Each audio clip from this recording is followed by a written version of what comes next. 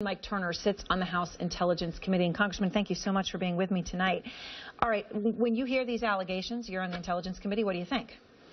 Well, obviously, whenever you read a piece such as Hersh's that is substantiated by unidentified sources, I think anyone reading it automatically should be suspect. But this afternoon I was with General Petraeus, former CIA director, and he said Hersh's piece is just nonsense. The reality is that the United States had under a program to seek Osama bin Laden through 2 presidencies and a number of years, and hundreds and thousands of people who were assisting with the United States to find him and to track him down and to bring him to justice. And certainly his piece should not diminish the success of that operation. Right, right. And as you point out, it's based in large part on one unnamed U.S. source.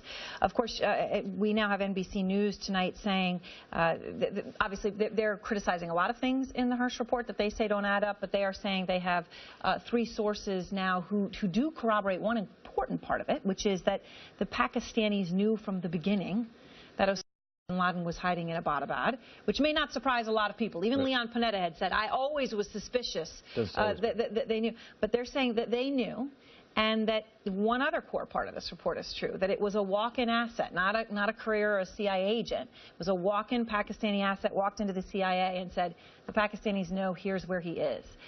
That, if true, is a very, very big deal that the Pakistanis knew for years and didn't tell the United States, who has given them, what, $31 billion in aid since 9/11? Well, there's always been suspicion as to what the Pakistanis knew or did not know. But the reality is that doesn't change the narrative of what the United States undertook and what was accomplished. And even if there were additional sources, or if we find additional information as to how the United States accomplished that task, it doesn't certainly diminish at all the story or the information we have as to how it was accomplished.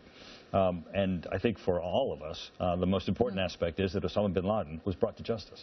And so one of the allegations that Hersh makes, again, based in large part on this one unnamed source, is that when the United States figured it out, and he's saying through a walk-in asset, which NBC News is now also saying, the Pakistanis then cooperated, this is according to Hersh, and that they basically allowed the United States to kill Osama bin Laden.